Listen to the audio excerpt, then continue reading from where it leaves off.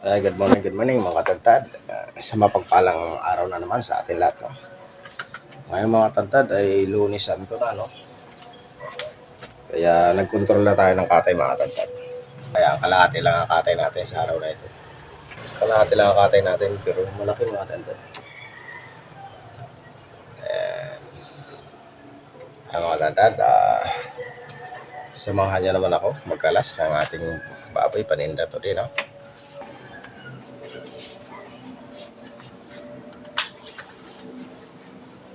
Magre-ready muna tayo.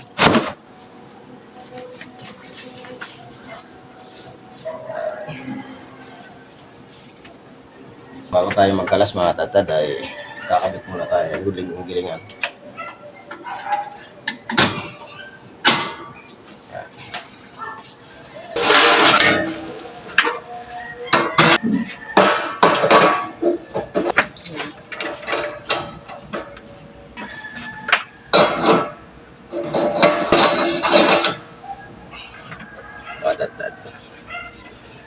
Matatad dito natin ipapato yung aming camera sa gilingan, no? Ayan. Ito lang ang permit natin.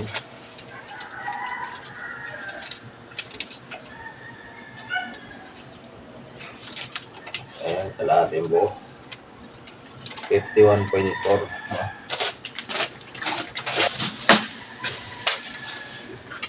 Iatay natin mga tatad.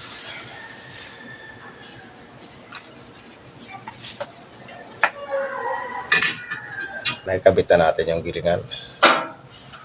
No? Sabit na rin natin yung atay. Tara. Sabahan niya naman ako magkalas ng ating baboy paninda sa araw nito. Lunes Santo mga tatad. Tara.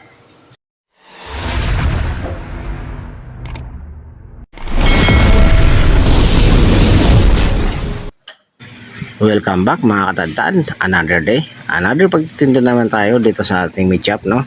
At kung bago ka lang sa aking channel, huwag mo nang kalimutan mag-subscribe, mag-like, mag-share, at i-click mo rin na notification bell para updated ka pa sa mga videos na ating ina-upload, na ating mga ginagawa dito sa meat shop. Katulad nito, ngayon araw ng Lunes mga katadtad, ay kalahati lang ating baboy na ititinda, no? At ito na nga mga tadtad, nag-uumpisa na tayo magkalas. Tinanggalan natin yung tampalin. Ang sunod natin yung singit, no? Or yung taba dito sa may ham legs na nakatikit. At sinunod na natin ang loma or tenderloin. Ngayon mga tadtad, ang ginagawa natin ay tinatanggalan natin yung laman na nakadikit dito sa limpo. Ayan. Ngayon mga tadtad, ang sunod natin na gagawin ay ihiwalay na natin yung ham legs, no? Ayan, so nakita niyo mga tadtad. Dito pala mga tadtad, sa pagkakalas nito ay nagamit tayo ng panaga. Gawa ng ang atin ditong limpo. Ang habol natin ay magkaroon ng pitcho, no? Ang tinatawag na pitcho mga tadtad, ito yung dito na nasa shoulder, no? Nakakabit. Itong nakita niyo hinawa ko nito na linagyan ko ng butas, no? Para hawakan. Yan yung tinatawag natin na pitcho. So napapansin niyo mga tadtad, yan yung patulis, no? Ayan, so nakita niyo.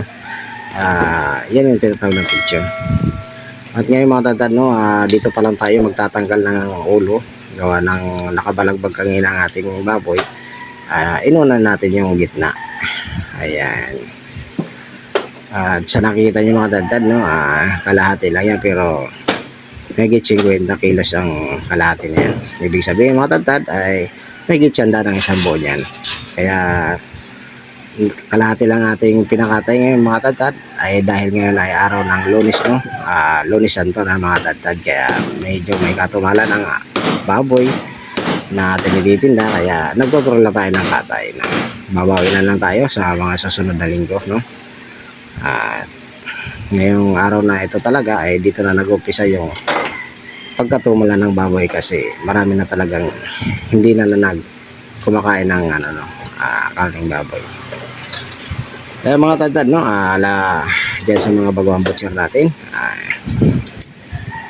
sana may maitulong na naman ito tungkol sa pagkakalas na naman ng ating baboy paninda. At itong estilo natin ay ito yung estilo natin dito sa meat shop kung paano tayo magkalas ng ating baboy paninda. Ito naman sa pagkalas naman mga tadtad ay kanya-kanya naman tayo ng estilo, no? At itong binabahagi ko sa inyo ay ito yung estilo namin dito ng pagkakalas. Ang pata natin dito ng hulihan ay putol, no? At ginagawa na nating laman or binoboneless na natin yung patang hulihan dito. At yung natitira ay yun na lang pinakabinti, no? Kaya tinawag natin na putol, no, mga tadtad. Ngayon mga tadtad, no, antabayanan nyo ang video na ito, at ang video na ito na ibabahagi ko sa inyo sa araw na ito ay simula dito sa pagkalas hanggang sa pag-display natin o paghahanda ng ating paninda. Kaya yung mga tadtad, panoorin nyo ito hanggang dulo, at lalo na dyan sa mga bago pa lang mag-business ng meat shop, no, at wala pang idea kung paano mag-handle ng ating mga panindang baboy. Para sa inyo ang video na ito, at sana makatulong sa ating mga kabutser dyan o ating mga katadtad. Ayan mga tadtad, at doon naman sa mga silent viewers natin, no, shoutout po sa inyong lahat. Salamat sa inyong walang sawang panonood dito sa ating mga munting video na ina-upload dito sa ating munting channel, no. At para naman dyan sa mga nagtitiwala sa atin, no, ayan, nagpapasalamat ang inyong Katadtad TV tungkol din sa dahil sa mga walang sawa nilang suporta dito sa ating channel. At bago pa nga lang tayo dito sa channel, no, wala pa tayong idea kung ano-ano nga ba ang mga proseso or ginagawa dito sa ating YouTube channel, no. At ako naman bilang kumakatawan dito sa ating munting channel, no, na Katadtad TV, ay hangad ko lang naman maibahagi kung ano yung mga naging karanasan ko o kaalaman ko tungkol sa pagtitinan ng baboy, pagkakalas at pag-handle ng mga panindang baboy sa meat shop, no. Kaya yung mga tadtad, no, sana maitulong itong mga videos ko na mga ina-upload dyan sa mga ating mga bagong butcher, lalo dyan sa mga wala pang alam tungkol sa pagkalas ng ating baboy paninda, no. Ayan, lubos na nagpapasalamat ang inyong Katadtad TV at sa walang sawa nilang panonood dito sa ating mga ginagawa dito sa meat shop na katulad nito mga tadtad. Ayan. Ayan mga tadtad, no, malapit na tayo matapos, no. At ang susunod natin gagawin ay maglilinisin na natin ng maigi yung ating misa, sapagkat itong misa ay dyan natin ilalapag yung ating mga baboy paninda, no. Sana. Ayan mga tadtad, no, tapos na natin kalasin ang ating paninda sa araw na ito. Ito siya mga tadtad. Ayan. Ayan ang kalating ulo. Pork chop, kasim, pigi, liempo. At ayan na rin yung pata natin at saka ribs. No? Mga tadtad, mga tadtad, samahan nyo ako mag-display. No? Tapos na natin luminsan yung misa. I-display naman tayo. Tara. Ayan mga tadtad, no, ang una na pala natin gagawin ay lilinisin natin tong kasim. Dito pala mga tadtad, no, ay kasim talaga ang una nating target para i-display. Ngayon mga tadtad, no, marami tayong ginagawa tungkol dito sa kasim.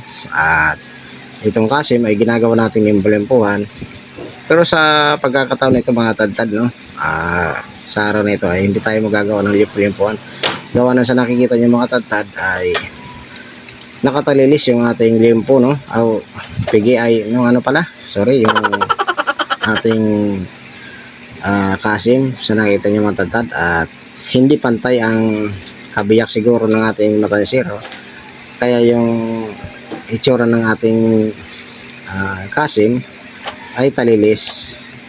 Ay mga tadtad, kung pipilitin natin itong gawing limpo-limpuan ay papangit lang itsura, no. Ayan, so nakikita nyo mga tadtad, no, nakatalilis talaga siya. At dito nga mga tadtad, no, ay tinitrim ko, hinahabol ko yung ng itsura ng pigi. Ayan, so nakikita nyo mga tadtad, nakalaylay talaga yung laman niya. Ayan, no, ayan. Kaya mga tadtad, inano ko na lang na hindi na ako magawa ng limpo-limpuan at i-display na lang natin to sa lapag. Kaya mga tadtad, sa pagdi-display pala nito, no, hinihiwa ko to ng padiretso, yung bandang liig, at ilalatag natin sa mesa. Yan yung mga patok mga katadtad na pang adobo. Ayan, Bicol Express, yung bandang liig mga tadtad. Ayan, sa nakikita nyo, hiniwa ko lang siya ng pahaba.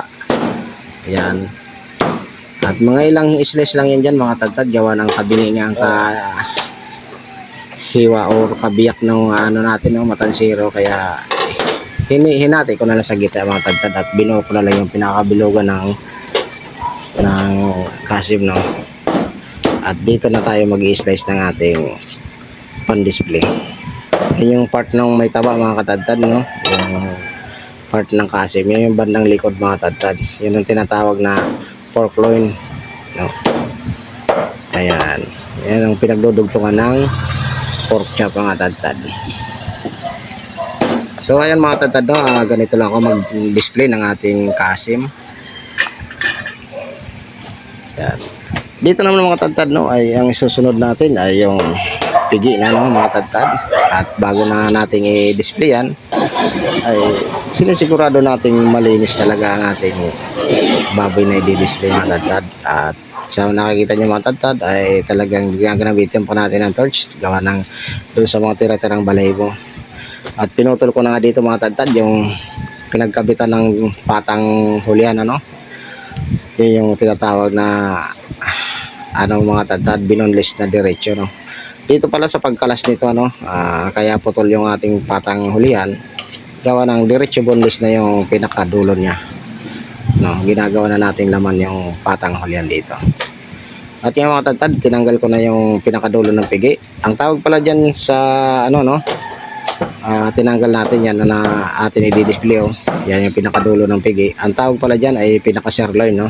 Kung sa baka naman, yan yung pinaka-sirloin ng ano, baboy, yung pinakadulo ng pigi. Yan, ganyan lang diskarte ko mga tadtad, no. Inuuna ko muna talaga ang dulo i-display, sinasabay ko na doon sa mga kasim. At sa nakita nyo mga tadtad ay sinasabit ko lang muna yung kabilugan ng pigi, o yung ayan mga tadtad sa ito. At dito naman mga tadtad ay susunod natin ay yung pork chop, no. Dito naman mga tadtad, no, sa pag-slice naman ng pork chop, ang hiwa lang natin ng pork chop ay yung saktong nipis lang, hindi siya makapal, hindi siya rin manipis, gawa ng pan-display nga ng mga tadtad. Kasi hindi naman pare-pares ng customer na gusto yung sobrang nipis. Mayroon namang customer na gusto talaga nila yung halos parang papel ng nipis mga tadtad, no. Kaya dito mga tadtad, pag nag-slice ako ng pork chop, no, hindi ko to inuubos mga tadtad. Nag-slice lang kaya ako ng mga dalawang layer, no. At may tinitira pa talaga tayo dyan, kalahati yung buo ng pork chop, no. Kasi minsan ang mga customer ayaw ng ganong kakapal nga. At sinasabi ko nga sa inyo mga tadtad ay sakto lang ang kapal ng ating pork chop na pag-i-slice dyan na pan-display. Kaya mga tadtad, no, dito naman sa kaya natin nag-slice tayo ng kalahating, nag-iwan tayo ng kalahating buong pork chop, ay gawa nang doon sa mga customer natin na nagre-request ng nipis, no, yung manipis na kanila, no. Kaya pag nag-request sila, mayroon pa tayong hihiwain. Ganun lang ang diskarte ko mga tadtad, no. Ayan, sana manatutunan yung mga diskarting yan para dyan sa mga bawa nating butcher, no. At napakagandang diskarte mga tadtad yan, gawa ng pag na-slice na nga natin yung mga tadtad na ganyang kapal, no, o ganyan nipis, wala na tayong dun sa baga, hindi na natin napaghandaan yung mga customer natin na gusto ng manipis. Ayun lang mga tadtad, no. Yun lang ang magibabahagi ko sa'yo, o yun lang ang masasabi ko dyan sa lalo na dyan sa mga bago nating butcher, no. Ayan, kung wala ka pang idea tungkol sa pagdi-display o pagtitinda ng baboy mga tadtad, ayan, sana may naitulong naman ito ng video ko, no, dyan sa ating mga bagong butcher. Ayan mga tantad, no, hanggang dyan lang ang ating slice, no. At hinati lang natin yung pork chop. At isasabit lang muna natin yan dyan na supra. Kaya mga tantad, ang isusunod naman natin ay yung liempo, no. Ayan, sa nakikita nyo mga tantad. Ganoon pa rin ang ating gagawin mga tantad. Sisiguraduhin muna natin na malinis talaga yung ating i-display liempo. Ayan. Kaya dito sa paghahanda talaga ng mga tadtad, no, panindang baboy ay kailangan talaga dito ng matyagang at saka kailangan dito talaga ay sipag lang, no. Ayan. Ngayon mga tadtad, no, sa pag-slice pala naman ng liempo ay dinibigay natin dito ang talagang effort, no, magandang effort na hindi natin dinadaan sa bilis. Ayan sa mga tadtad, oh. Ganyan lang ang pag-slice ng liempo. At dito pa lang liempo natin ay sinasabit natin kung nung panahon, sinaunang panahon na talaga mga tadtad ay nakalapag lang sa misa. Dito talaga ay napakaganda na ng ating liempo at nakasabit na talaga mga tadtad at napakagandang panoorin, no, or tingnan. Napakagandang tingnan, lalong lalo na kung napakaganda ng slice, no, nakatulad dito mga tadtad. Dito mga tadtad, no, ang tekniko dito sa pag-slice ng liempo ay sinisigurado ko na bawat tama ng panaga ko o bawat bagsak ng panaga ko ay nasa saktong nipis ng gusto ko o nasa magandang talagang slice ng liempo sa nakikita niyo mga tadtad. At ang tekniko dito mga tadtad ay hindi ko talaga dinadaan sa bilis. Kaya naman natin makipagbilisan mga tadtad. Pero kung ginagamit ko lang yung ganong bilisan mga tadtad, kung yung pila-pila na at saka marami talagang nabili. Pero dito sa mga tadtad na may oras pa talaga tayo para mag-display, ay hindi na tayo nagsasayang ng oras na kung hindi pagandahin ang ating pag-display. Kaya dito sa ginagawa ko mga tadtad, sinisigurado kong maganda ang kalalabasan ng aking display, no. Gawa ng display ng mga tadtad, pag sinabing display mga tadtad ay kailangan gandahan mo na. Nang sa ganun mga tadtad ay kaaya-aya naman sa ating mga customer, no, at kaakit-akit kumbaga. Ayan. Kaya mga tadtad, no, meron kasing mga tindero na yung mga nagpapakitang gilas, no, dinada sa bilis, pero makita mo mga tadtad ang mga galawan nila, no, or mga gawa nila ay pag hindi gutay-gutay, butas-butas yung liempo. Dito mga tadtad, no, sa ginagawa ko na ito, pag ito mga tadtad nasundan niyo kung paano ang tekniko, dito mga tadtad ay sigurado akong magugustuhan niyo kung kalalabasan ng inyong gawa, kung ganito lang ang inyong gawa mga tadtad. Smooth lang ang ating paggamit ng panaga at sakto lang ang ating hataw ng panaga dyan mga tadtad, at sinisigurado natin na doon tatama yung ating saktong nipis ng ating liempo. Ayan sa nakita mga tadtad. Napapansin nyo, no, hindi masyado mataas yung hataw ko ng ating panaga. Gawa ng pag hinataw mo yan ng mataas mga tadtad, posibleng hindi yan sumakto doon sa gusto mong patamaan mga tadtad. Yun ang technique mga tadtad sa paggawa ng liempo. Ayan. Ayan mga tadtad, no, sana may nakuha na naman kayo kunting kaalaman o dagdag kaalaman dito sa binabahagi ko sa araw na ito, no. Ayan, talagang dito mga tadtad ay sinigurado ko na ito. Talagang pinaghandaan ko ito i-explain sa inyo mga tadtad kung ano nga ba talaga ang diskarte ko sa pag-display ng ating baboy paninda, or ano yung paghahanda ko ng baboy paninda. Ay mga tadtad, dito pala sa bandang picture na, ito ang tinatawag ko na picture, ay pinataob na natin dito yung liempo. Gawa ng pag nakatihaya pa ay posibleng dumulas na yung ating panaga dahil dun sa buto. Ayan. Ngayon mga tadtad, tapos na nating i-slice ang ating liempo.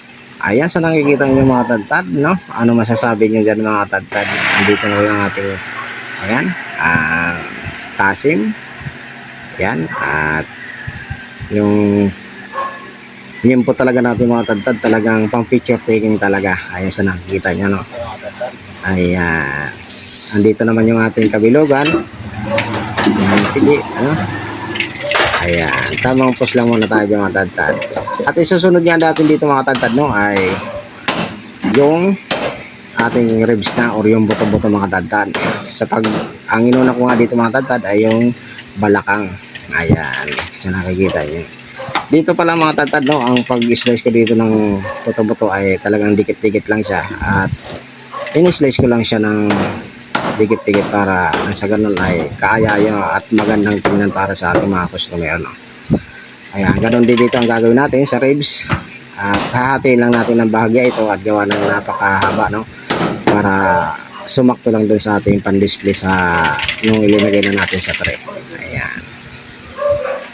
Ay mga tadtad, no, sana naman may nakuha na naman kayo konting kaalaman talaga o nagkaroon na naman kayo ng dagdag idea kung paano natin i-handle o paano natin i-display ang baboy panin. Ayan mga tadtad, nagpapasalamat din yung Katadtad TV sa inyong walang sawang suporta dito sa ating channel, no? At dito naman mga tadtad ay isusunod na natin yung manok. Dito naman mga tadtad ay napakadali lang dito, no, sa manok. Gawa ng manok ay may kalambutan lang, no? At madali lang itong sundan mga tadtad. At ito ang aking style ng pag-display ng manok mga tadtad. Ayan. Ayan, ganyan lang ako mga tadtad mag-slice ng manok, no? At ito namang manok ay kumbaga sa baguhan, sisiw lang ito mga tadtad. At napakadali lang itong sundan o nakapadali lang itong gawin, no? Ayan. Ayan mga tadtad, no? Yan sa ating mga bagong butcher, no? Ayan. At sana kung bago ka lang sa aking channel, no, huwag mo nang kalimutan mag-subscribe kung nagustuhan mo itong aking channel. Ayan mga tadtad, no? Tapos na tayo mag-display. Ayan mga tadtad, ang gagawin natin ay mag-aantay na tayo ng customer. Ayan, mapapakita ko sa inyo kung paano tayo naka-display, no? At ito, naka-display na tayo. Ayan mga tadtad, ayan ang ating napakagandang cut ng liempo. Ayan. Andito naman ang ating kasim at saka dulo ng pigi, no? Yan ang una nating i-display, no? Tsaka pork chop. Andito na natin ating ribs. At syempre, andiyan na rin ang ating manok. Ayan. Ayan yung ating pigi, no? Kanita ko mag-display mga tadtad, naiwan talaga munang kabilugan ng pigi. Ayan, inauna ko muna yung pinakadulo. Ayan. Napakaganda ng liempo natin mga tadtad. Ito yung paborito ng ating mga pasuki, no, na walang gaanong taba. Ayan. Ay mga tadtad, ang tabayanan nyo ang ating pagtitinda sa araw nito, no? At ayan mga tadtad, no, tapos lang natin mag-display. Andito tayo sa harap ng tindahan. Ayan ang view dito mga tadtad. Ayan. Ayan ang display natin mga tadtad, eh. Ayan, medyo madilim-dilim pa, no? At pasado pa lang alas 5. Ayan mga tadtad. Ayan, picture muna tayo mga tadtad, no? Ayan mga tadtad, no? Tabayanan nyo kung paano natin itinda ang baboy natin sa araw na ito. Ayan mga tadtad, ready na, no, ang ating mga paninda. Ayan, customer na lang inaantay natin mga tadtad, no? Ayan. Ayan, ganyan tayo maghanda ng ating paninda mga tadtad, no? Kailangan pulido ang ating gawa. Ayan. Ayan mga tadtad, at kung bago ka lang sa aking channel, no, huwag mo na kalimutan mag-subscribe and then click mo na yung notification bell para updated ka pa sa mga susunod pa nating mga videos na in-upload na mga ginagawa dito sa meat shop na katulad dito. Ayan, lalong-lalo na dyan sa mga baguhan natin butcher, no? Sana may nakakuha na naman kayo kunting kaalaman tungkol sa paghahanda ng ating baboy paninda. Ay mga tadtad, hanggang dito na lang. Salamat sa inyong panonood at sa walang sawang nitong pagtsatsagang manood sa ating mga munting video dito sa ating channel. Ayan, salamat and God bless you all.